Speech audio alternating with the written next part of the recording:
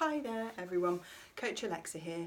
I just wanted to give you a little bit of a tip about breathing on your runs in this cold weather. So cold air in the winter, well, there's two different characteristics about it. Most people kind of recognise the fact that it is colder, and they can often feel that cold air being sucked into their chest, into their lungs, into their throat. Doesn't necessarily always feel that comfortable. But the other side of really cold air is it's actually less humid, so it holds less moisture. And our lungs work really efficiently because they are warm and they are moist. You know, they're a bit damp, they've got lots of moisture in them, and that's the way that they work really efficiently.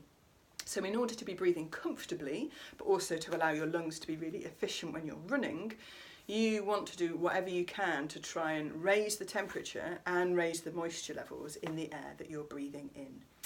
So a few ways you can work on that a little bit. Your body does it naturally. You might notice that in a winter it's more likely you get a bit of a snotty nose when you're running, and that is your body trying to add moisture to that cold air that you're breathing in.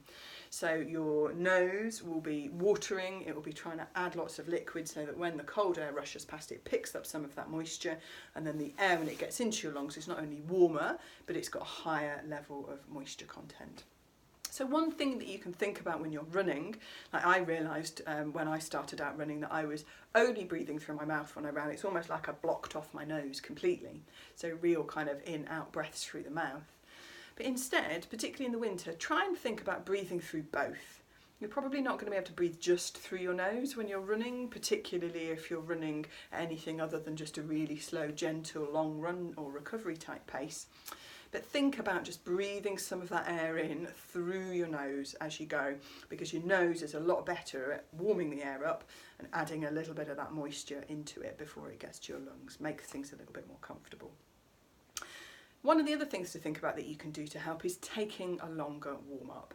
So in the same way that maybe getting in the shower and reducing the temperature gradually is a little bit more kind of nice, a little bit more gentle than just jumping in a really, really freezing cold shower, getting your lungs gradually adjusted to that cold air is a much nicer way of doing things, and it feels less uncomfortable on the lungs and on the chest as well.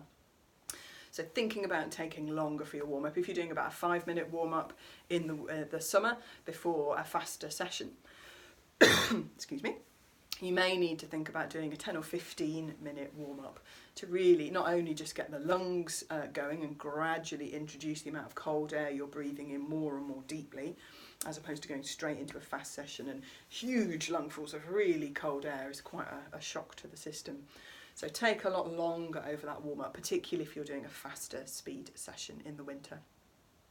Final thing to think about, and this is quite a personal thing as to whether you're going to get on with this or not, is a buff. So one of these kind of tubes of cloth, you can use them around your wrist as a sweatband, as a hat, all sorts of different things, but I often end up wearing one around my neck.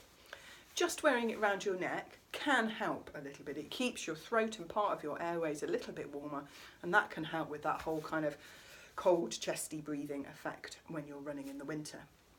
You can also try the bank robber look and pulling it up slightly over your nose and mouth. So what that does, the fabric in front of your nose and mouth as you breathe out will warm up and it will become a bit damp with the moisture from your breath.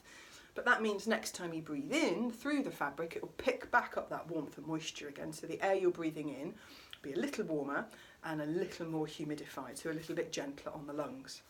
Not everybody likes running along with something over their mouth, and as you inhale it sort of comes a little bit closer to your face, the fabric. So try it out a little bit at home maybe. If you get on with it though, that's a nice way to do it. There are also kind of like air warming masks that you can buy that are a little bit more tightly fitted over the nose and mouth, and they actually contain metal wool.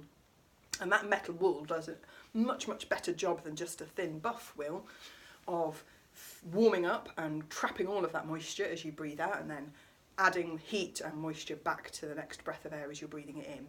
They're designed for running in much colder climates than the UK, so if you're running in Scandinavian countries or Russia or Canada, really help you go down into minus temperatures, not just for running but all sorts of different sports. But that might be an option if you do really struggle with your breathing in the winter. Of course, if you have got any conditions for breathing, particularly something like asthma, that can be made worse in the winter. So maybe go and chat to your asthma nurse about any other specific tips for those kinds of medical conditions. Hope that's helpful. Happy winter running.